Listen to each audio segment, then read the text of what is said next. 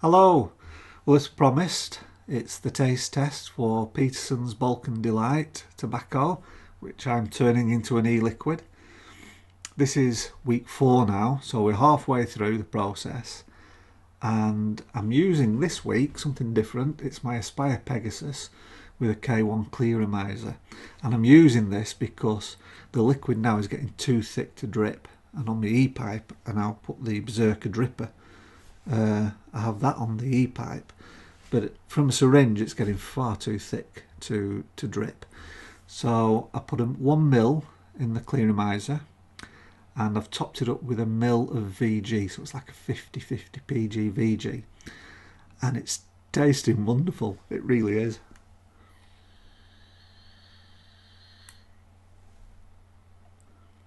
In fact, yesterday when I syringed or pipetted it into this clearomizer and I tasted it, I was thinking seriously of just stopping the process and filtering it, and then just, I could just dilute it with 500 mils of VG, and then I'll be happy because it's really nice.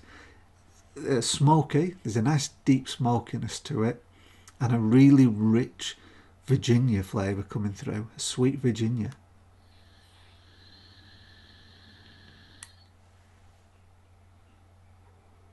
No perique, interestingly, but I'm not too bothered about it because I was reading some reviews online about Peterson's Bulk and Delight, and not many people mention the perique. I think it is meant to be a straight English, which is Latakia and Virginia, and that's exactly the flavours I'm getting now.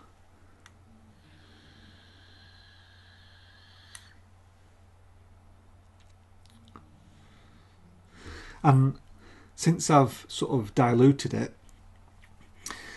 the flavours are becoming a lot more fuller and richer. When I tried it straight, neat from the tub yesterday, and it was just too strong, and it wasn't really nice at all. But now I've diluted it. It's a cracking vape.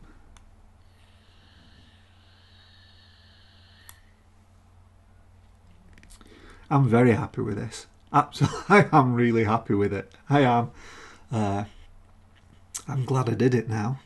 So it's going to be interesting in another 2 to 4 weeks what it will be like when it's finished, the process. But as I said, I'd be happy just finishing it now and filtering.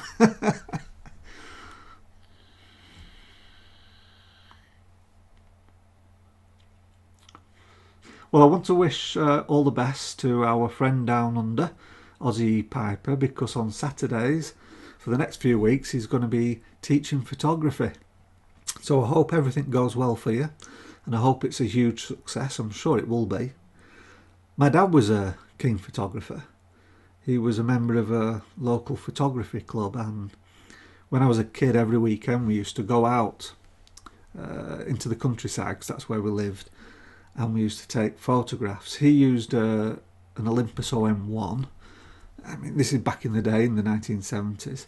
He used an Olympus OM1, and when I was 13, which would be 1981, he bought me a Olympus OM10 because it was a bit simpler to use. I think it had an automatic shutter speed, and we used to go out and we used to take photographs, and I really enjoyed it.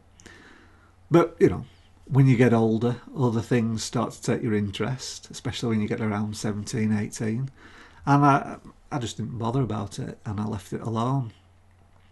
Then about 3 years ago, I got interested in some photographs by a chap called Fred Herzog, and there was two in particular that I really liked. One is of a guy in a barbershop window. He took these in the 1950s, 1960s, so the dress and everything. I really enjoy looking at the photographs from that perspective. And another one that I liked of his was some old guys stood in front of a shop window, and they're all looking inside this shop window, and you don't know why. And it's like, what are they looking at? And of course you don't know because the photograph's been taken side on, and you can only guess. But for me, that's what draws you into the photograph. that question, what are they looking at? And I can only assume it must be like a TV show, because this is the 1950s. Maybe TVs weren't that common in people's homes, so maybe they're watching a sports match, ice hockey match or something like this on a TV in the window of a TV shop. So that's my little story. It might be right, might be wrong, but that's what I like about this photograph, that it just draws you in because you've got this question. So I decided I'm going to buy myself a Nikon D 5300, I think, 9300, something like this. I forgot the name of it now. 5300, I think it is. Nikon D 5300, and it's a DSLR. And I started to take it out with me at the weekends around town. But to be honest, you'll look a bit of a plonker in Blackburn with this big DSLR around your neck. Plus, every time you pick it up to take a photograph, everyone like turns around, which is what you don't want. You just want to record the scene. You don't want to try and interfere with it, or at least, you know, that's what I don't want to do. So I quickly moved to another camera, which I really enjoy using, and it's this one. I thought I'd show it you today. It's the Fujifilm X100T, and I got a good deal on this. That's why I bought it. And I really like this camera. All the controls are on the outside, so you've got your shutter speed here, like an old camera, and your aperture here.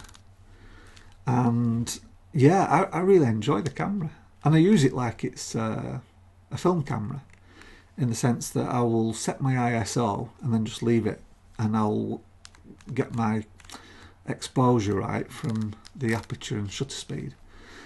And I like the rangefinder feel to it as well, so that when you actually look through the viewfinder, you have to focus first, and then it will judge the distance and the frame lines inside your viewfinder will move, and then you compose the picture. So you focus first and then you compose.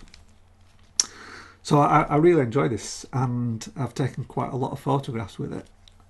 This is my go-to camera now whenever I'm going out shooting. But of course, most of my photos are taken with my mobile phone, which I just have with me all the time, obviously. And I have a little project where whenever I'm in town, I go to this pub and I will sit in the same spot, and whoever's opposite me on the other side of the room, I will try and take the photograph. And I've taken a few like that now. I'll put them, actually what I'll do is I'll put them at the end of the video, put like a little slideshow, just half a dozen or so, and let you have a look. So yeah, I enjoy photography. It's a nice pastime, and it gets you out the house and walking round, good exercise. So my son's taken an interest now, actually, and I let him use my old Fuji X30, which is a very small compact camera, and he enjoys using that. So sometimes we go out together at the weekends, just like I did with my dad. It's funny how things just repeat themselves, isn't it? Anyway, that's it for today. Hope you've enjoyed listening to me ramble. This is a cracker. This is a real cracker. I'm looking forward to trying this again in 2 weeks. But next week I'm going to be trying the Virginia again, see how that's coming along. If it's anything like this, that's going to be a cork. I think it'll be 3 weeks old. Yeah, just over 3 weeks old next week, so that'll be a nice one to taste. Okay, so I hope you have a great weekend, and whatever you're doing, I think the weather's going to be lovely, so that's going to be nice. You can sit out in the garden, have a barbecue, take some photographs. But whatever you do, I hope it's going to be a smashing weekend for you, and I'll see you again next week.